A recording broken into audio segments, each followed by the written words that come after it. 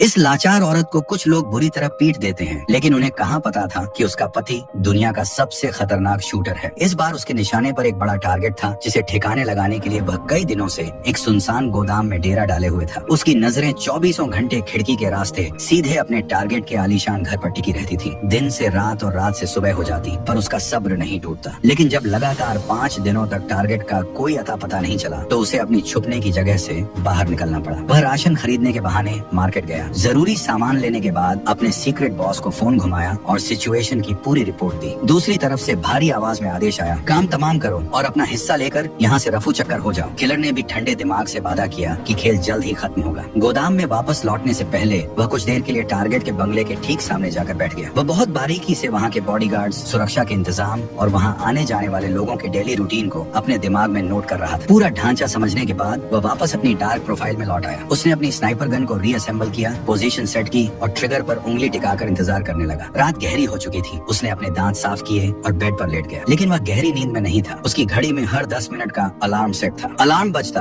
वह उठता, खिड़की से दूरबीन के जरिए टारगेट के घर को चेक करता और फिर लेट जाता। आधी रात के सन्नाटे को चीरती हुई कुछ आहटें उसके कानों में पड़ी। उसने लेंस से देखा, टारगेट आखिरकार घर लौट आया था और इस बार वह अकेला नहीं था, बल्कि अपने साथ एक डांसर को लेकर आया था। किलर ने बिना 1 सेकंड गंवाए अपनी गन उठाई और टारगेट को लॉक कर दिया। बदनसीब टारगेट को इस बात का जरा भी अंदाजा नहीं था कि मौत चंद इंच की दूरी पर उसका इंतजार कर रही है। कमरे के अंदर म्यूजिक बज उठा और वह औरत टारगेट के सामने डांस करने लगी। किलर ने मन ही मन पैंतरा बदला। जैसे ही टारगेट सोफे पर आराम से बैठेगा, मैं खोपड़े उड़ा दूंगा। निशाना बिल्कुल पक्का था। उसने सांस रोकी और ट्रिगर दबा दिया, पर ठीक उसी माइक्रो सेकंड में वह डांसर घूमते हुए अचानक टारगेट के ठीक सामने आ गई। बुलेट सीधे डांसर के सीने को पार कर गई और वह मौके पर ही ढेर हो गई। किलर ने तुरंत दूसरी गोली दागनी चाहिए, लेकिन तब तक धमाके की आवाज सुनकर बॉडीगार्ड्स अलर्ट हो चुके थे और उन्होंने फुर्ती से खिड़की के मोटे पर्दे और दरवाजे बंद कर दिए। निशाना चूक चुका था और मिशन पूरी तरह फेल हो चुका था। एक प्रोफेशनल किलर की तरह उसने पैनिक होने के बजाय तुरंत अपनी गन को पैक किया, कमरे से अपने उंगलियों के निशान और सबूत मिटाए और पुलिस के आने से पहले ही उस अंधेरे गोदाम से हवा की तरह गायब हो गया। वारदात को अंजाम देने के बाद वह एक इलेक्ट्रिक स्कूटर पर सवार होकर भागने लगा। उसने रास्ते में अपने बैग का कुछ सामान बिखेर दिया ताकि पुलिस का ध्यान भटक जाए। शहर की सीमा पार करते ही उसने उस स्कूटर को भी सड़क किनारे लावारिस छोड़ दिया और अब वह पैदल आगे बढ़ने लगा। अपनी पहचान मिटाने का सिलसिला यही नहीं रुका। चलते चलते उसने अपने सिर का हेलमेट एक गहरी नदी में विसर्जित कर दिया और तेजी से एक ग्रोसरी स्टोर के पब्लिक वॉशरूम में घुस गया। उसने फुर्ती से अपनी दाढ़ी साफ की, चेहरा बदला, कपड़े चेंज किए और जाने से पहले पूरे बाथरूम को चमका दिया ताकि उसका एक भी फिंगरप्रिंट या डीएनए का कतरा वहाँ न छूटे। इसके बाद उसने एक टैक्सी बुक की और सीधे इंटरनेशनल एयरपोर्ट का रुख किया। एयरपोर्ट के एंट्री गेट पर पहुँचने से पहले उसने अपनी सबसे वफादार साथीगण को एक सुनसान कचरे के डिब्बे के हवाले कर दिया और टिकट काउंटर की लंबी कतार में जाकर खड़ा हो गया। लाइन में खड़े खड़े अचानक उसकी रीढ़ में एक सिहरन दौड़ गई। उसने देखा कि पुलिस का एक खोजी कुत्ता लगातार उसी की तरफ घूर रहा है। एक पल के लिए इस शातिर कातिल के चेहरे पर भी हवाइयां उड़ने लगी। पकड़े जाने के डर से वह दोबारा वॉशरूम की तरफ भागा, खुद को अच्छे से सैनिटाइज किया ताकि गन पाउडर की गंध मिट सके। वापस लौटकर उसने फेलिक्स अंगर नाम के एक फर्जी पासपोर्ट और वीजा का इस्तेमाल किया और इमिग्रेशन क्लियर कर लिया। अभी वह फ्लाइट में बोर्ड करने ही वाला था कि उसके फोन की स्क्रीन चमक उठी। उसके सीक्रेट बॉस का कॉल था। फोन उठाते ही दूसरी तरफ से गुस्से का गुबार फूटा। सारा खेल चौपट कर दिया तूने, ये क्या बकवास करके आया है वहाँ? बॉस का गुस्सा 7वें आसमान पर था। किलर ने बिना कोई सफाई दिए ठंडे दिमाग से फोन काटा, उसके टुकड़े टुकड़े किए और प्लेन के अंदर दाखिल हो गया। लेकिन मुसीबतें उसका पीछा छोड़ने का नाम नहीं ले रही थी। फ्लाइट में बैठते ही उसकी नजर एक बेहद अजीब और संदेहास्पद शख्स पर पड़ी जो लगातार उसी को नोटिस कर रहा था। किलर का छठा सेंस एक्टिव हो चुका था। जैसे ही प्लेन लैंड हुआ, उसने अपनी आगे की कनेक्टिंग फ्लाइट कैंसिल कर दी और एक नए फर्जी नाम से दूसरी टिकट बुक की। लेकिन चौकसी के दौरान उसने पाया कि वह अजीब आदमी अब भी एयरपोर्ट के वेटिंग लाउंज में मौजूद था। खतरे की घंटी बज चुकी थी। उसने आगे का सफर अगले दिन के लिए टाल दिया और शहर के एक गुमनाम होटल में कमरा ले लिया। कमरे के अंदर घुसते ही उसने किसी भी अनहोनी से बचने के लिए दरवाजे और खिड़कियों पर एक सीक्रेट जाल सेट किया और खुद हाथ में एक धारदार चाकू थामकर पूरी रात बिना पलक झपकाए बैठा रहा। उसका इरादा साफ था, जो भी दरवाजा पार करेगा सीधा मौत के घाट उतरेगा। लेकिन वह रात अजीब थी। पूरी रात सन्नाटा पसरा रहा, कोई नहीं आया। अगली सुबह वह बिना वक्त गंवाए सीधे एयरपोर्ट पहुंचा, फ्लाइट पकड़ी और आखिरकार सुरक्षित अपने मुल्क डोमिनिकन रिपब्लिक वापस लौट आया। डोमिनिकन रिपब्लिक में अपने घर पहुंचते ही किलर के कदम ठिठक गए। गेट के पास जमीन पर किसी अनजान मर्द के जूतों के निशान थे और पास ही सिगरेट का टुकड़ा पड़ा था। उसके ट्रेंड दिमाग ने तुरंत भांप लिया कि खेल बिगड़ चुका है। उसने बिना एक पल गंवाए अपनी गन लोड की और घर के अंदर दाखिल हुआ। अंदर का मंजर देखकर उसका दिल बैठ गया। फर्श पर ताजा खून के धब्बे बिखरे पड़े थे। उसने कांपते हाथों से अपनी गर्लफ्रेंड का नंबर नंबर डायल किया, लेकिन जब फोन किसी और ने उठाया तो वह पागलों की तरह अस्पताल की तरफ भागा। अस्पताल के आईसीयू वार्ड में उसकी गर्लफ्रेंड जिंदगी और मौत के बीच झूलते हुए कोमा में थी और पास ही उसका भाई बैठा था। भाई ने रोते हुए जो सच बताया, उसने किलर के पैरों तले जमीन खिसका दी। उसने बताया कि एक बेरहम आदमी और एक औरत उनके घर में जबरन घुस आए थे। उनका असली टारगेट कोई और नहीं बल्कि खुद यह किलर था। लेकिन जब वह नहीं मिला तो उन्होंने उसकी गर्लफ्रेंड को अपनी हैवानियत का शिकार बना डाला। लड़की ने अपनी जान बचाने के लिए उनसे डटकर मुकाबला किया, लेकिन वे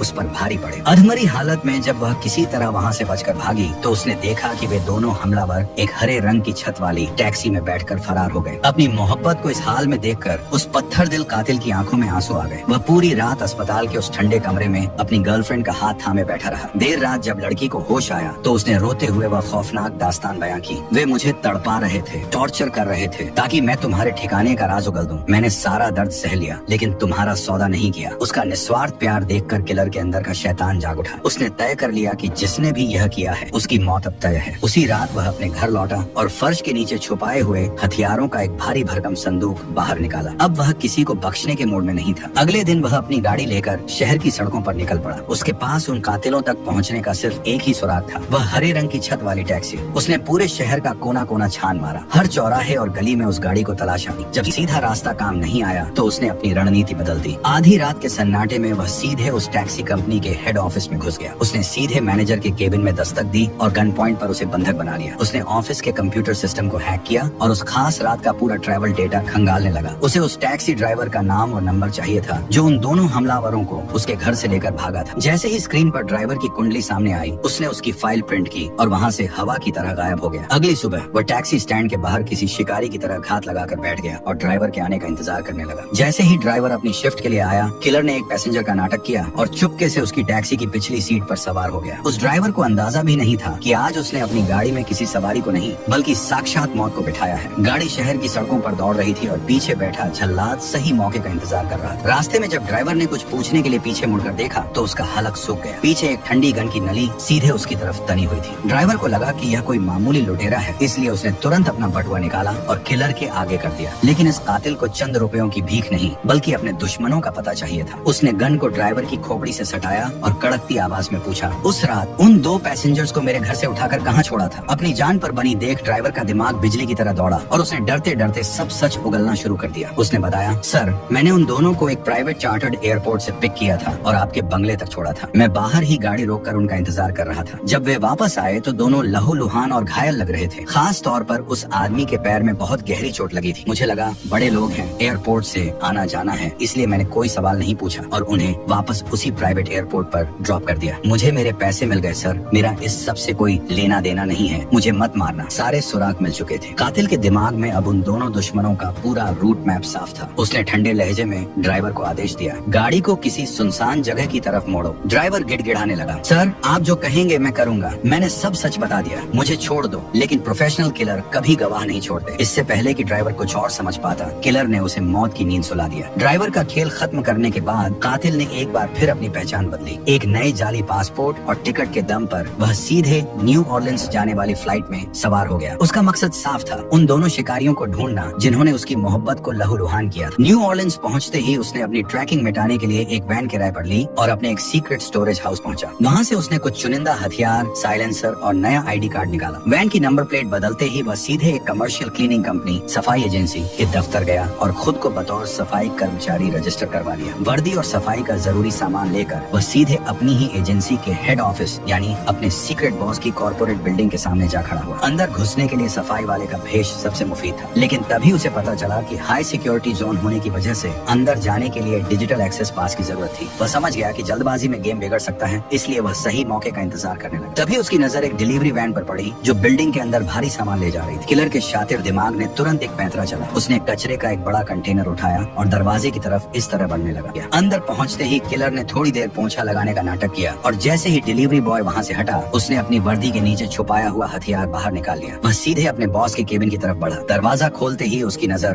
बॉस और उसकी सेक्रेटरी पर पड़ी। बिना एक सेकंड गंवाए उसने गन तान दी और सेक्रेटरी को मजबूर किया कि वह अपने ही बॉस को कुर्सी से बांध दे। उन दोनों हथियारों के नाम और ठिकाने बताओ जिन्होंने मेरे घर पर हमला किया था। मौत को सामने देख उस शातिर बॉस की घिघी बंद गई। वह गिड़गिड़ाते हुए बोला, मेरा कसम से इस सब में कोई हाथ नहीं है। तुम जिस टारगेट को पेरिस में छोड़कर भागे थे, उस क्लाइंट कस्टमर का दिमाग दिमाग घूम गया है। काम अधूरा छोड़ने की वजह से वह बुरी तरह भड़का हुआ है। वे गुंडे उसी क्लाइंट ने भेजे थे, वे तुम्हें खत्म करने आए थे, लेकिन तुम घर पर नहीं मिले तो तुम्हारी गर्लफ्रेंड उनके हत्थे चढ़ गई। इसके बाद बॉस ने उसे डांटते हुए चेतावनी दी, तुम पागल हो गए हो जो यहाँ वापस आए हो। चुपचाप अपनी पहचान बदलो और अगले कुछ सालों के लिए दुनिया के किसी ऐसे कोने में गायब हो जाओ जहाँ वह क्लाइंट तुम्हें कभी ढूंढ न पाए, वरना हम सब मारे जाएंगे। कातिल के सिर पर बदले का खून सवार था। उसने बॉस की दलीलों को अनसुना कर दिया। उसकी नजर पास ही पड़ी एक भारी कील ठोकने वाली मशीन पर पड़ी। उसने मशीन उठाई और सीधे बॉस के महंगे लैपटॉप पर कुछ कीलें दाग दी। टूटती हुई स्क्रीन के साथ उसने अपनी आंखों से इशारा किया, अगर अब भी जुबान नहीं खुली तो अगली कील तुम्हारे सीने के पार होगी। लेकिन बॉस को शायद अपनी ताकत का कुछ ज्यादा ही घमंड था। उसने कातिल की इस धमकी को हल्के में लिया और तेवर दिखाते हुए बोला, जितना जानता था बता दिया, अब चुपचाप यहाँ से दफा हो जाओ वरना अंजाम अच्छा नहीं होगा। ये सुनते ही कातिल का पारा 7वें आसमान पर पहुँच गया। उसने बिना एक पल गंवाए नेल गन का ट्रिगर दबाया और सीधे बॉस की छाती पर ताबड़तोड़ कीलें ठोक दी। बॉस दर्द से कराह उठा। कातिल ने अपना फोन जेब से निकाला और उसकी आंखों में आंखें डालकर बोला, उन दोनों हमलावरों के नाम बताओ वरना एम्बुलेंस को कॉल नहीं करूंगा। तड़प तड़प कर यहीं दम तोड़ दोगे। लेकिन बात बहुत आगे निकल चुकी थी। चोट इतनी गहरी थी कि वह बूढ़ा बॉस बिना कोई राज उगले कुछ ही सेकंड में ढेर हो गया। कातिल निराश था क्योंकि उसका सुराग मिट चुका था। उसने ठंडे दिमाग से सोचा कि अब गवाह के तौर पर इस सेक्रेटरी को भी ठिकाने लगा देना चाहिए। लेकिन वह औरत बेहद चालाक थी। उसने कातिल की आंखों में मौत का इरादा भांप लिया और तुरंत एक हैरान करने वाली डील सामने रखी। वह कांपती आवाज में बोली, मैं जानती हूँ तुम मुझे जिंदा नहीं छोड़ोगे, लेकिन मेरी एक शर्त है। मेरी मौत को एक हादसा दिखाओ और मेरी लाश को ऐसी जगह छोड़ना जहाँ वह मेरे परिवार को आसानी से मिल सके। ऐसा करने से मेरे बच्चों को लाइफ इंश्योरेंस बीमा का पैसा मिल जाएगा। इसके बदले मैं तुम्हें उन दोनों कातिलों की असली पहचान और पूरा पता दूंगी। अपने बच्चों के भविष्य के लिए उस औरत की यह आखिरी ख्वाहिश देखकर कातिल इस सौदे के लिए राजी हो गया। उसने औरत की रस्सियां खोल दी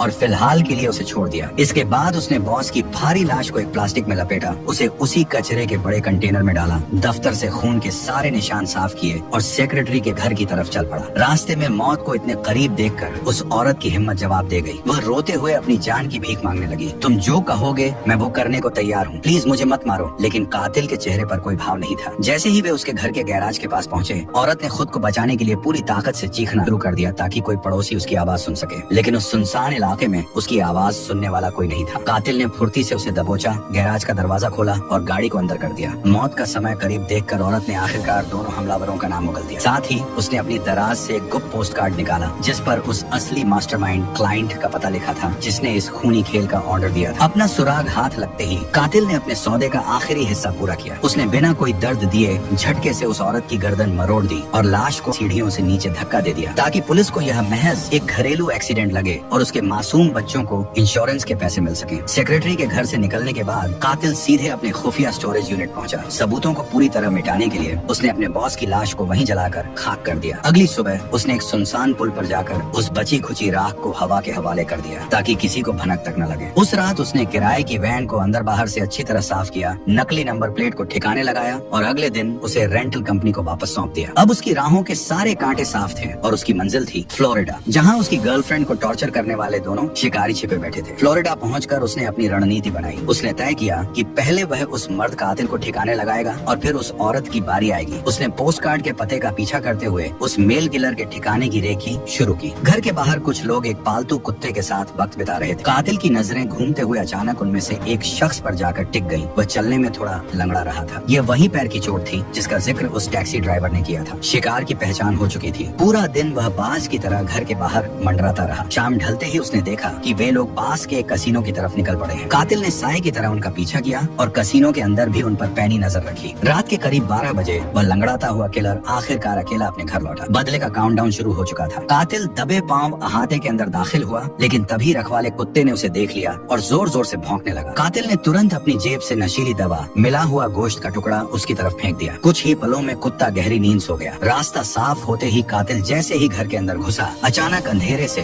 उस लंगड़े किलर ने उस पर जानलेवा हमला कर दिया। दरअसल वह भी एक प्रोफेशनल था और उसे अच्छी तरह अंदाजा था कि पेरिस वाला शिकारी अपना बदला लेने यहाँ जरूर आएगा। दोनों के बीच हड्डियों को तोड़ देने वाली खूनी जंग शुरू हो गई। मुक्के, लाते और जो हाथ में आया वे एक दूसरे पर वार करने लगे। कमरा अखाड़ा बन चुका था, लेकिन जब कातिल उस पर भारी पड़ने लगा और उसका गला दबोचने लगा तो लंगड़े किलर ने हार मानते देख तुरंत अपनी गन निकाल ली। जान बचाने के लिए कातिल फुर्ती से पास के एक बेडरूम में घुस गया और अंदर से दरवाजा लॉक कर लिया। बाहर पैर पटकते दुश्मन को भड़काने के लिए कातिल कमरे के अंदर से ही गरजती आवाज में चिल्लाया, जॉन, मैं तुम्हारा असली नाम जान चुका हूँ, हिम्मत है तो आ जाओ अंदर, मिटा दो अपने खिलाफ सारे सबूत। जॉन ने भी उसका चेहरा देख लिया था, इसीलिए वह अब उसे जिंदा छोड़ने का जोखिम नहीं ले सकता था। गुस्से में पागल जॉन गन ताने जैसे ही दरवाजे की तरफ बढ़ा, कमरे के अंदर छिपे कातिल ने दरवाजे के आर पार गोलियां दाग दी। लकड़ी के दरवाजे को चीरती हुई गोलियां सीधे जॉन के सीने में जा धंसी। गोलियों की गूंज से सो रहा कुत्ता हड़बड़ा कर जाग उठा। वह अपने मालिक को बचाने के लिए अंदर की तरफ भागा। कातिल ने फुर्ती से कुत्ते बंद कर दिया। सबूतों और जॉन के वजूद को राख करने के लिए उसने एक जलता हुआ पेट्रोल बम घर की तरफ उछाल दिया। पल भर में पूरा बंगला आग की लपटों से घिर गया और एक जोरदार ब्लास्ट के साथ जॉन की कहानी हमेशा के लिए दफन हो गई। अब बारी थी उस खूनी खेल की दूसरी हिस्सेदार यानी टेरेसा की। कातिल ने तुरंत अपनी पहचान बदली और न्यूयॉर्क जाने वाली अगली फ्लाइट पकड़ ली। न्यूयॉर्क के आलीशान माहौल में कदम रखते ही उसने एक गाड़ी किराए पर ली और सीधे टेरेसा के पौष इलाके वाले ठिकाने पर जा पहुंचा। वह चील की तरह आंखें गड़ाए पूरे दिन सही मौके का इंतजार करता रहा। रात ढलते ही उसने देखा कि टेरेसा सज धज कर एक बेहद महंगे रेस्टोरेंट की तरफ निकली है और उसके साथ एक रईस आदमी भी है। कातिल साए की तरफ पीछे हो लिया। जैसे ही वह आदमी टेरेसा को छोड़कर वहाँ से निकला, कातिल ने सीधे रेस्टोरेंट के अंदर एंट्री मारी और उसकी टेबल के सामने जाकर बैठ गया। टेरेसा ने जैसे ही उसकी ठंडी आंखों को देखा, वह भांप गई कि मौत उसके ठीक सामने टेबल पर बैठी है। घबराने के बजाय उसने वेटर को इशारा करके एक बेहद महंगी ड्रिंक ऑर्डर की और ग्लास घुमाते हुए ठंडे लहजे में पूछा, तो तुमने हमारे हैंडलर बॉस को ठिकाने लगा दिया? कातिल ने बिना कुछ बोले बस खामोशी से हाँ में अपना सिर हिला दिया। टेरेसा ने ड्रिंक की चुस्की ली और अपनी सफाई पेश करते हुए बोली, देखो मेरा तुमसे या तुम्हारी उस लड़की से कोई निजी झगड़ा नहीं था। हम सिर्फ क्लाइंट के दिए पैसों के लिए काम कर रहे थे। सच कहूँ तो मैं खुद टॉर्चर के सख्त खिलाफ थी। मेरा काम सिर्फ तुम्हें सीधे रास्ते मौत की नींद सुलाना था। पर जब तुम अपने घर पर नहीं मिले तो मेरे उस पागल साथी जॉन ने तुम्हारी गर्लफ्रेंड पर अपना गुस्सा निकाल दिया। टेरेसा की इस चिकनी चुपड़ी बातों का कातिल पर रत्ती भर भी असर नहीं हुआ। उसने अपनी जेब में गन पर हाथ टिकाया और बर्फ जैसी ठंडी आवाज में कहा, कहानी अच्छी है पर मैं तुम्हें जिंदा नहीं छोड़ूंगा। टेरेसा समझ गई कि यहाँ तमाशा करने से कोई फायदा नहीं है। वह चुपचाप उठी और कातिल के साथ रेस्टोरेंट से बाहर एक सुनसान और अंधेरे पार्क की तरफ चल दी ताकि इस खूनी खेल का आखिरी फैसला किया जा सके। पार्क की ढलान वाली सीढ़ियाँ उतरते समय अचानक टेरेसा का पैर फिसला और वह लड़खड़ा कर गिर पड़ी। उसने बेबसी का नाटक करते हुए कातिल की तरफ मदद के लिए अपना हाथ बढ़ाया, लेकिन कातिल कोई नौसिखिया नहीं था। उसने उसकी आंखों में छिपा फरेब पढ़ लिया था और उसकी छाती पर गोली दाग। टेरेसा की आस्तीन के अंदर एक बेहद धारदार छुरी छिपी हुई थी। अगर वह उसकी मदद के लिए हाथ बढ़ाता तो वह छुरी सीधे कातिल के गले के पार होती। एक और शिकारी का अंत हो चुका था और सीधे शिकागो जाने वाली फ्लाइट पकड़ ली। अब उसकी गन की नली सीधे उस महा मास्टरमाइंड यानी उस क्लाइंट की तरफ मुड़ने वाली थी जिसने इस पूरे खूनी तांडव की पटकथा लिखी थी। शिकागो पहुंचकर जब कातिल ने उस क्लाइंट की कुंडली खंगाली तो उसे एहसास हुआ कि यह शिकार बाकी सबसे अलग है। वह आदमी अथाह पैसे और ऊंचे रसूख वाला एक अरबपति था जिसकी सुरक्षा को भेदना नामुमकिन के बराबर था। कातिल ने हड़बड़ी दिखाने के बजाय उसके आलीशान पेंट हाउस के बाहर डेरा डाल दिया और उसकी हर हरकत पर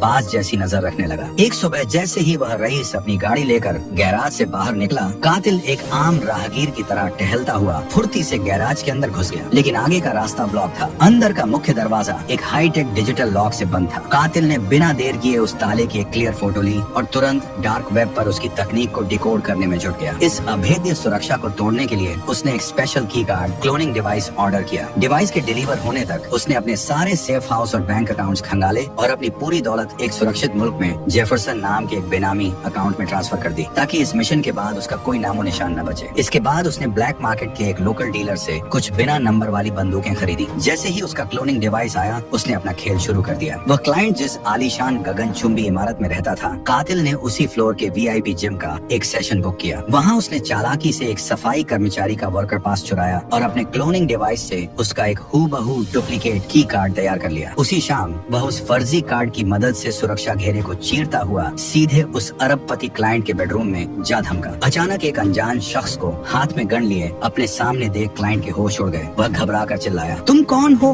और यहाँ अंदर कैसे घुसे? कातिल को लगा कि यह अमीर आदमी सिर्फ अनजान बनने का नाटक कर रहा है। उसने जेब से वही सीक्रेट पोस्ट कार्ड निकाला और क्लाइंट के चेहरे के आगे कर दिया जिस पर इस सुपारी का पूरा ब्यौरा था। पोस्ट कार्ड देखते ही क्लाइंट के चेहरे का रंग सफेद पड़ गया। उसे तुरंत याद आ गया कि यह वही शूटर है जो पेरिस वाले मिशन में चूक गया था। अपनी जान की भीख मांगते हुए क्लाइंट तेजी से बोला, रुको, मेरी बात सुनो, इस सब में मेरी कोई गलती नहीं है। जब तुम्हारा पेरिस वाला मिशन फेल हुआ तो मैंने सोचा कि इंसान से गलती हो जाती है और मैंने बात वहीं खत्म कर दी थी, लेकिन वो तुम्हारा हैंडलर बॉस था जिसने मुझे भड़काया। उसने कहा कि यह तुम्हारी लापरवाही है और तुम्हें जिंदा छोड़ना खतरे से खाली नहीं है। उसने मुझसे $1,500 और मांगे ताकि वह तुम्हें और तुम्हारे वजूद को हमेशा के लिए मिटा सके। ये सुनते ही कातिल के दिमाग की कड़ियां जुड़ गईं। असल में उस बूढ़े बॉस को गुस्सा इस बात का था कि उसका सबसे बेस्ट शूटर फेल कैसे हो गया। उसे डर था कि अगर पुलिस ने इस शूटर को पकड़ा तो वो खुद भी जेल जाएगा। इसलिए उस लालची बॉस ने ही इस कातिल को रास्ते से हटाने के लिए उन 2 शिकारियों को उसके घर भेजा था। क्लाइंट लगातार गिड़गिड़ा रहा था, उन दोनों जल्लादों को भेजने में मेरा कोई हाथ नहीं था, सब तुम्हारे बॉस का प्लान था। कातिल ने अपनी पारखी आंखों से क्लाइंट के चेहरे को देखा। वो समझ गया कि मौत के मुहाने पर खड़ा यह अमीर आदमी झूठ नहीं बोल रहा है। कुछ पलों के ठंडे सन्नाटे के बाद कातिल ने अपनी गन नीचे की, लेकिन जाने से पहले उसने क्लाइंट के कान के पास बर्फ जैसी ठंडी आवाज में चेतावनी दी, आज के बाद अगर दुनिया के किसी भी कोने में मेरी पहचान उजागर हुई तो अगली बार मैं बात करने नहीं आऊंगा। खौफ से कांपते हुए क्लाइंट ने हाँ में सिर हिला दिया। सारे हिसाब किताब चुकता हो चुके थे, नफरत की आग शांत हो चुकी थी। कातिल वहाँ से चुपचाप निकला और सीधे अपने मुल्क डोमिनिकन रिपब्लिक वापस लौट आया। घर पहुंचकर उसने देखा कि उसकी गर्लफ्रेंड अब पहले से काफी बेहतर थी और कोमा से बाहर आ चुकी थी। उसने अपनी जिंदगी की आखिरी गन को हमेशा के लिए जमीन में दफन कर दिया। खून और बारूद के उस काले रास्ते को छोड़कर वह अब अपनी प्रेमिका के साथ एक बेहद शांत और आम इंसान की तरह जिंदगी गुजारने लगा। अगर आपको ये कहानी अच्छी लगी हो तो चैनल को सब्सक्राइब कर लीजिए।